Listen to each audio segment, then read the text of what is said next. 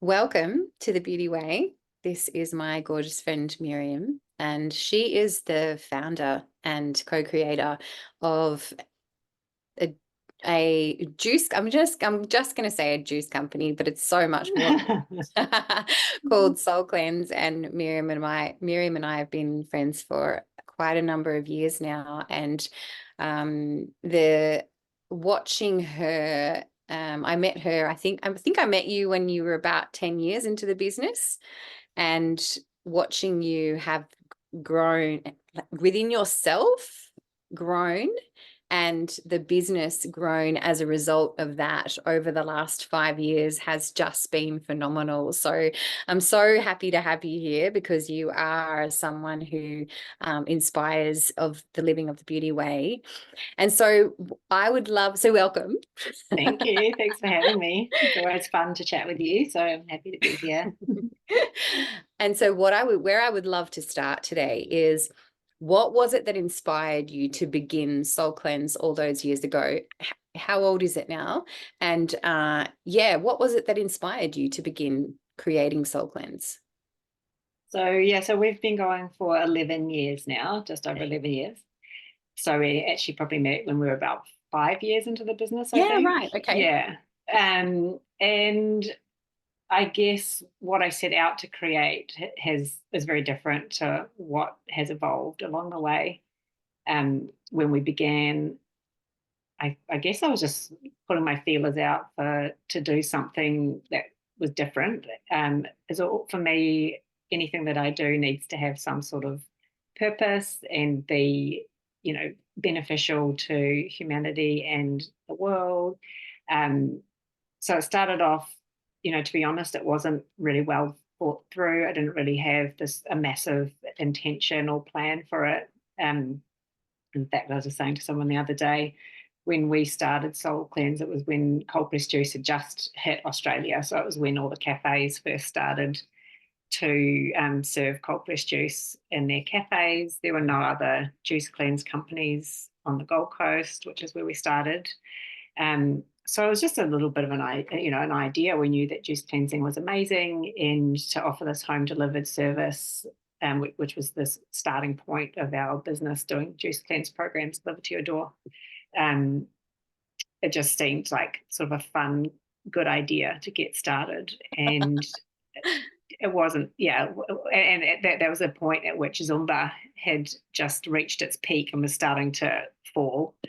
And when we started, I thought that juice cleansing would be a fad like Zumba that would, have this bell curve of popularity, and then in about 5 years' time would just be obsolete.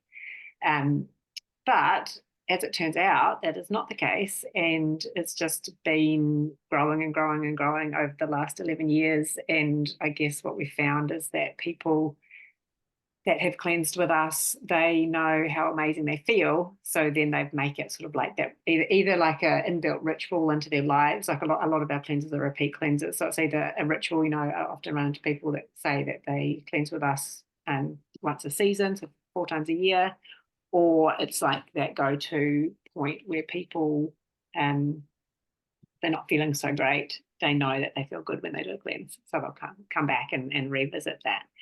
So we started off with not some really deep level intention, but with the intention of doing something good for the world. And then along the way, I guess integrity is one of our most important values. So we've just grown in maturity, I suppose, over the years with what that means for the business, and really putting more thought into how we can support, the greater picture than just Soul Cleanse. So, who we donate money to and how we do our operations in the best way possible. But one of my favorite parts along the way has been learning about myself and my strengths and weaknesses, and being able to observe other people's strengths and weaknesses, and how, and not even just strengths and weaknesses, but what lights people up. And I was sort of shocked to find that what lights other people up is so different to what lights me up. And so learning the importance of creating positions in the company and for people, that are a fit. And if it's not a fit, then move, people into a position that is more of a fit, and watching staff and learning their strengths, and then, being able to evolve roles to be able to, bring out more of that joy. So, it's turned out that it brings me a lot of joy to be, helping develop people and create positions within a company that they love, that in a role that people love. Yeah, and I love that. There's so many little pieces in that you spoke about. The first one that I wanted to ask you more about was, you said when you started, you didn't really have a plan, or you just wanted to do something that felt good for humanity. What was it that actually inspired you to go, no, I want to do something that feels really good for the planet and for humanity? Like, how did you come to that point to go, yeah, this is what I want to create? I do have to give that all the credit to my parents for that one, because they're just the most incredible high integrity human beings that you could ever meet. And they were, when I was growing up, they were caring for the planet in ways that nobody was even thinking to yet, and doing everything environmental. My mum was doing like biodynamic gardening, and we're eating all organic food, and telling me to turn off the taps so I don't waste water. And it's just been inbuilt in me, that consciousness of the planet. Yeah, which is so beautiful, because that, for me, that is my mission, is to ensure the beauty of our existence is flourishing for future generations. And so to hear you say that your parents raised you that way, it helps me to reflect on, well, this is how I've chosen to raise my daughters as well. So no matter where they are, they're always going to have that grounding, aren't they? The children are always going to have that grounding. Yeah. And I think that the next generations are in a better place than maybe our generation. But my parents were unusual for their generation, and so I feel like I got a little head start with that kind of thing. But I do feel like, your girls, and then down to, my daughter, from sort of those younger generations, I think in general that they are growing up with a little bit more awareness of things. Absolutely. Yeah. Definitely. And even just, as crazy as all the social media hoo-ha and all that, has changed the world in such a big way. But I think it's positive and negative, as everything has its shadow and its light, but it has shown the younger generations that there's lots of different ways to earn money and to live your life. It's not the 9 to 5 that maybe we thought when we were growing up. They've witnessed people earning money from making hats for guinea pigs and taking videos of it. Exactly. Yeah. Actually, Abby and I were just having this type of conversation earlier about, earning money. And so yeah, they're witnessing so many different ways of being able to create and sustain a life that is of meaning to them. So when you began this business and witnessing the evolution of it, and that's cool that it was like you were only 5 years in, and you've just, because you had your 10 years birthday last year, didn't you, of Soul Cleanse? Yeah. So yeah. So right. we officially turned 11 at the end of January. Amazing. And so the next question that came to me from everything that you were just sharing then was, what have been some of the greatest things that you've learned along the way that have helped you to actually know more about yourself? Because you said it's helped you to develop as a person. And a lot of the people that I've interviewed so far haven't necessarily created a company like you have, and because that's not what has lit them up. And so what are some of the things that have brought you to this place where you've allowed yourself to move with that flow of, okay, this is what's required for me to be able to make an even bigger impact on humanity? Well, first with the personal growth sort of stuff, I think it's inevitable when you have a business. It's not a choice. Totally. Sometimes, I'd be in the thick of it and wish I didn't have to deal with it and learn those lessons. But, I think we're not really set up in this world to practice, I don't want to say confrontation, but uncomfortable conversations. And when you're in business, it's just part of it. And so I've been really properly schooled in that.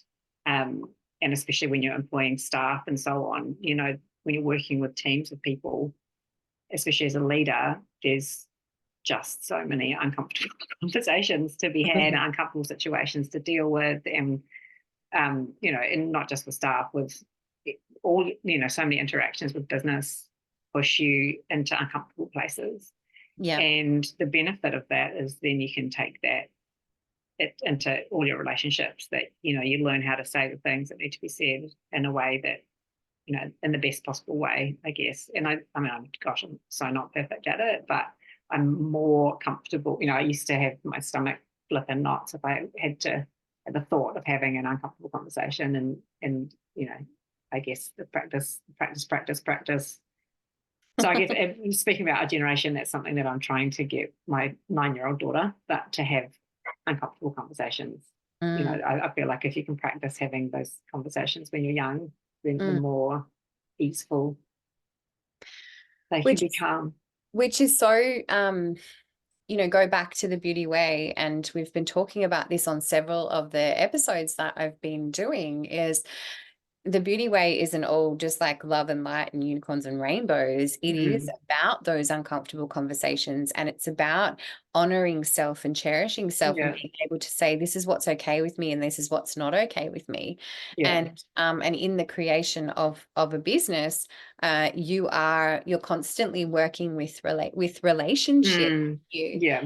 And I mean, that's been a massive lesson for me and my business partner, that we're still with the support of other staff now, but having to do uncomfortable things for the sake of the business, and having the business's interests at heart, and not in a way that it's being mercenary, it's just business. You know, so finding that balance between caring, you know, in this context, I'm talking about staff, like caring for the humans and wanting to do best by them, but then also having to make difficult decisions to do best by the business. And because of the way, you know, most people are probably, but definitely the way I feel that I want, you know, wanting to do the best by the human, and I sometimes have made bad decisions for business along the way. So it's learning to walk that line, and the most gracious way possible, I suppose. But you know, but that's coming back to the beauty way. You know, like, I guess having to be intentional for what energy your business needs to thrive. And because what I just received when you were speaking then was that element of unity consciousness. And, you know, yes, we want the best for the human. And the business is also an entity that reflects and has a mission. The business has a mission. And so if the human isn't aligned with the mission and the larger piece, then that human gets to make a choice. And you, as the custodian of that incredible mission, is the one who says, you know, yes, no, this is okay with the business, what's not okay with the business. And so how do you see the business has evolved as a reflection of you as its custodian? You know, I, again, can't really take full credit for anything about the business, because I feel like I created the energetic imprint of it maybe, and got it the ball rolling. And then along the way, there've been so many curators that have fine-tuned things along the way in their areas of expertise. So I was going to say about, you know, the evolution of the business is, a lot of it has come down to, you know, because I had a baby very early on, and so I had to delegate different roles really early on, which is different to, I think, the way most people do business, you know, especially in the more sort of masculine industry. You know, it's all like the 60, 80-hour work week. But because I didn't want to do that, I started delegating really early on, and then that's what allowed the business to thrive, because I was able to employ people that were better than me in each avenue of the business. So it was it's been humbling and all uncomfortable, and then my journey is recognizing what my strengths are then, because I'm constantly faced with these people doing this amazing work that's way better than what I can do. So then it's the acknowledging of what I do bring, to the table. And I guess, for me, obviously the integrity piece is a big one, and how we treat staff, and how we we don't cut corners. We make sure everything's really high integrity in the business, and then also the big picture stuff, and also the recipe creating.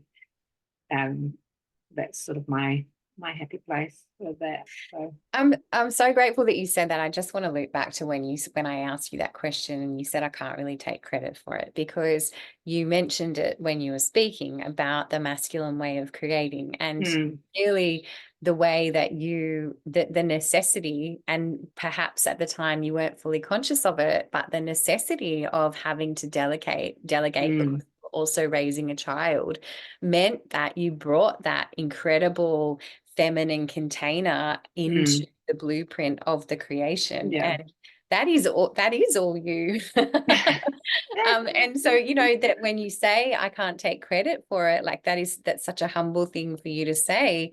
And at the same time, I know that you've also recognized the worth of how you've created that, and you've allowed yourself to develop along that way, be as an observer and as your friend, and as someone who's witnessed you over the last 5 years, like, evolve immensely. It has, like, that aspect of it, the blueprint has just been so phenomenal, of you being able to hold that vibration. And that's really what it's about, isn't it? The creation of the vibration and holding to that integrity and purity is so incredibly important. And what is just astounds me all the time is the experience that people have with Soul Cleanse as well. Like, wherever you go, it's like, oh my God, I love Soul Cleanse so much, and that we've done so well across Australia now. And yes, I don't know how to say it baffles me, but I guess it's really shows the power of that energy, because there's lots of juice cleanse companies in Australia, and integrity, because I've got to assume that some people water their juices down, because I'm like, how could you? It's organic, fresh produce. So how could it taste this bad? But it's not like what we're doing is like unique. The way we're doing it's unique, but the actual thing is not. And so I guess that's really beautiful to witness, the way that when you do things well and with integrity, and that when the energy and the intention is right, then the customers experience it, and then your business thrives because of it. 100%. And you mentioned before that about the recipe creation, and that's kind of one of your superpowers, isn't it? Being able to taste what's good and what's not good. That what inspires you in the business? Is that what keeps you involved in the continual creation? No, I don't. No, not exactly. I think now it's just a real joy just to be a part of it, because we've just got really amazing, high quality staff that are thriving in their domain. So it's just really fun to touch base with everybody and just do my little part. We're sort of working on another new offering, so that's been a big part of my role recently. So but the joy is in finally being able to sit back and enjoy it, and not being in the thick of it anymore, and having people that I trust, and I value their decisions and their opinions, and And so now that you can sit back and enjoy it and just have fun, what is it that inspires you about life now? What keeps you going? So I've just moved on to an off-grid property, and I'm learning about having, being able curating.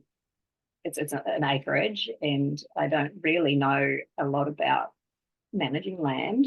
So I spend a lot of my time brush cutting at the moment, especially with the hot summer. Weeds are going crazy, and I'm wanting got some pet bunnies, and I want to breed bunnies, and I'm reconnecting with surfing, which is one of my great loves. And I'm able to be available to my daughter and spending lots of amazing time with my partner. And yeah, just sort of meeting myself again. Yes, remembering who I was before I started Soul Cleanse in a way, because that was really intense and all consuming for a lot of time. And I feel like I lost myself a little bit along the way. And then with, my personal life upheavals as well, and being a parent of a young child.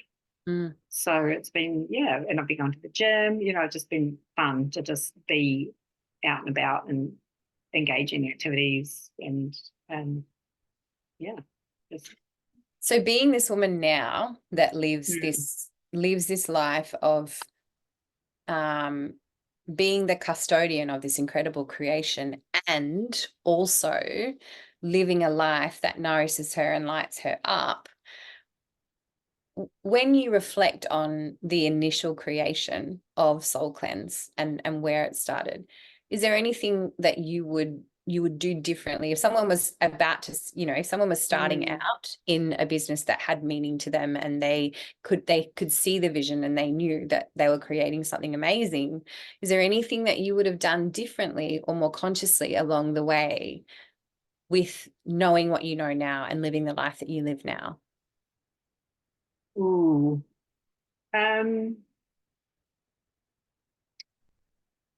I don't think so. I think the main thing would be being braver with making calls when things aren't working, particularly with, not just staff, but in situations. I guess, I've learned, as we were just talking about having to make decisions, tough decisions for the business, but it's amazing what can unfold when you do make those tough decisions.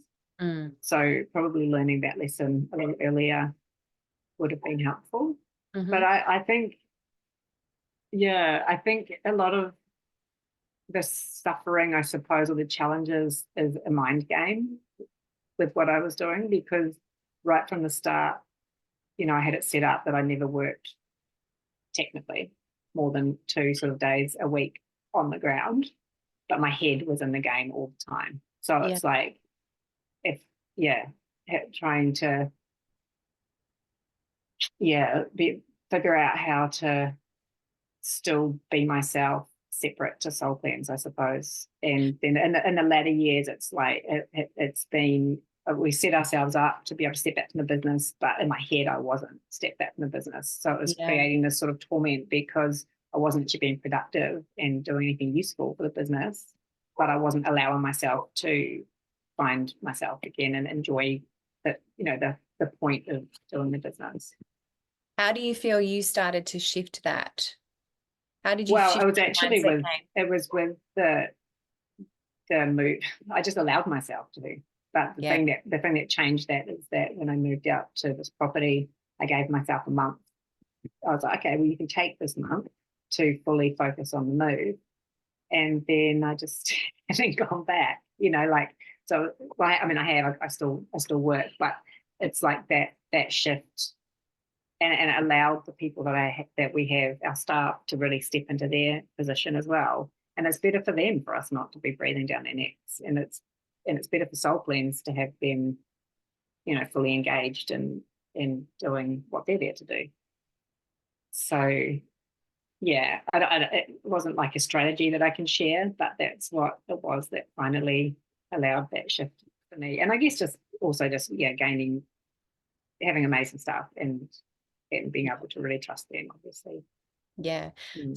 So beautiful in all of those things that you shared, giving yourself a month. And I've been reflecting a lot lately, and within myself, archetypally, allowing myself in so many aspects of my life to align with what I call the grandmother rather than the mother, because the mother is like there and showing and teaching, and she's present, whereas the grandmother is one step removed, and she allows so much. She can observe so much more from her position. Can allow so much more as well, and she can kind of come in and be the play a mother role, but then she can step away so much more easily as well. And when you're describing that aspect, Yeah. I gave myself a month, that to me is this grandmother role, which is so beautiful from the feminine perspective. Yeah, that's exactly how I'm experiencing it. I love it. So a question that I want to ask you, which is a little bit of an extension on what I asked you just before, is if you were standing in front of your 18-year-old self right now and you were to offer her a piece of advice, what would you share with her? Oh,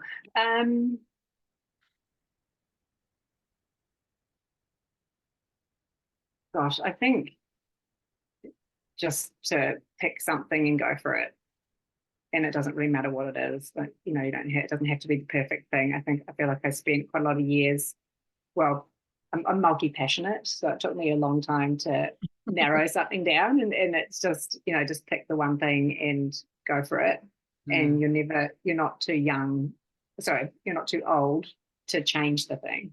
Because I went to at university, as you know, I studied psychology as an undergraduate, and because I took 2 years off before, or a year and a half, something before, 2 years before I went to university. So at a ripe old age of 23, when I was finishing my undergrad, I thought I was too old to continue studying, like wasting 2 more years studying. I need to get stuck into life and my career, But the irony is, if I'd stayed those 2 years longer, then I would have had a more fulfilling career. But that's a bit of a diversion. But yeah, I think it's not. Yeah, don't think that you're too old to like sink your teeth into something. Yeah, I love that piece of advice. Just pick one thing, Mm. and take the step that's on offer, because you Yeah. never know what's going to actually unfold from there. And to commit to it, like that was, as you know, that's a really hard thing for me, committing to the one thing. Yeah. And it's not gonna, it's not gonna happen overnight. All the overnight success stories actually had about 10 years of Yes. work leading up to it, whether that's skill development or literally that business that you think all of a sudden just appeared on the scene. It's literally been running for 10 years, probably, or at least 5. Yeah, So, and that's so you need to be yeah. prepared to make a sacrifice. If you do want to do anything on your own to get to the next level, you have to make a sacrifice. And whether that's working on yourself or working, I worked 3 jobs while I started, and Soul Cleanse when I first got started. And you don't have to work like that. But I think there's a lot of, things being bandied around about, just set the intention and and then it'll just happen kind of thing. But I think if you want to get to the next level, I mean, I know that you've had that experience too. You've really dug in deep and had to do so much of your own work to be able to do what you do. It's not just like you just happen it just overnight. happens. Yeah. and that's where you come back to the power of that feminine blueprint that you're talking about, the vibration with which you created Soul Cleanse, and moving within that. And the question that just came to me is, would you say that the primary mindset shift is actually that full commitment to this thing that I've been envisaging for all that time, and actually recognizing that I'm worthy of receiving that? Well, yeah, I mean, being worthy of receiving is definitely a massive thing. I think from what it feels like for me is like, oh gosh, there's been this whole world going on all this time. that I haven't noticed, you know, and then I've sort of just been I've sort of, there's this whole human me that's been waiting to do fun stuff and be allowed to. Yes. Yeah. But back to the getting things off the ground. It's like, because you can make the choice to do things easy, and you know, sometimes I feel, oh my gosh, you know, when I'm facing these uncomfortable conversations, and I'm thinking about a lot of my friends who are just, you know, they might be working in a job, or they might be stay-at-home parents, or whatever. It's like you get the growth from doing the hard stuff, and you can make the choice to do, you know, there's no wrong choice, but if you want to, you know, create something incredible, there's going to be the work to get there. Yeah, I love that. That's beautiful advice for 18-year-old self. You know, just pick something, and there's going to be hard stuff. There's going to be hard stuff, but it doesn't have to be, there doesn't have to be a struggle. No. And there doesn't have to be success. You know, the success will come, and it's the journey and the learnings. You know, you might start the one thing, and then, like, who knows what that will lead to. You might open a door to a new passion, or a new opportunity, or whatever. Yeah, beautiful. So from a really, I'm going to say a really successful business owner's perspective, is there anything else that you want to share about living this way, living the beauty way, and making these choices? You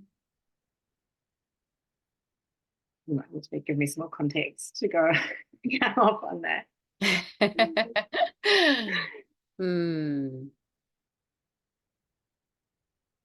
The thing that really strikes me about this conversation with you is the inspiration that comes when someone is able to articulate their vision to themselves, and even when things feel hard along the way, they can maintain their integrity and their connection to the vision, which actually pulls them in the direction of where they want to go.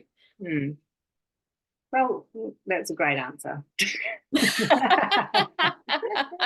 done.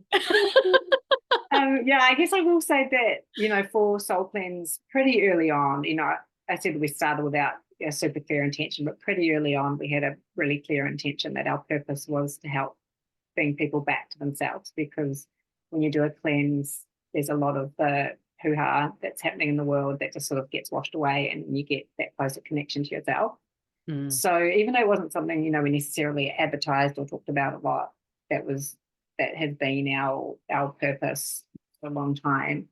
So and we've always been really aware of, you know, treating Soul Cleanse as her own beautiful entity, and having all the energetics in place. So like definitely holding a clear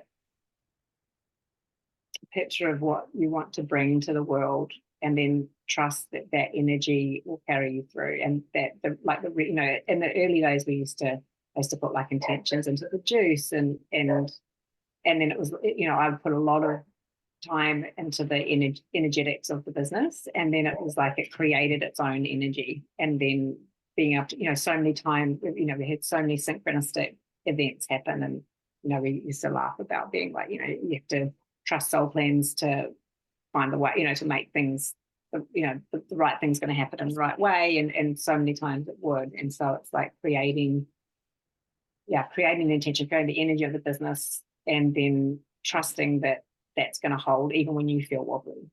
Yeah, love it. So beautiful. And then it's going to grow, and that can turn into, it can hold itself. Like, I don't feel like I need to be, it's not just me putting energy into the business anymore. It's sort of, you know, Soul Cleanse holds its own vibration. Yeah, beautiful. And you get to play and have fun. Yeah. And then that, you know, and then that's energetically benefiting Soul Cleanse as well, rather than having me, like, you know, watching over people's shoulders and feeling guilty for them not working enough. Yeah.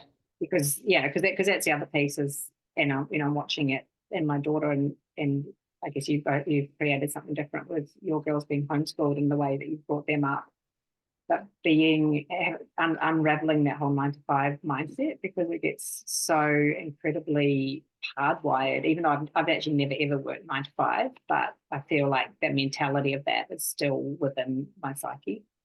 Yeah, absolutely. And that was part of the conversation that I had with Abby earlier, was even though she's been homeschooled pretty much her entire, her entire schooling career, that is still hardwired in there, because she's got friends that have grown up in that system, and that's the belief. And so all of these, unraveling all of these, and whilst I'm sure that hers isn't as defined as many other teenagers, 18-year-olds, it's still there. And is something that still needs to be addressed. That your value and your worth comes from what you've produced. Yes. Or what work comes from the work you do.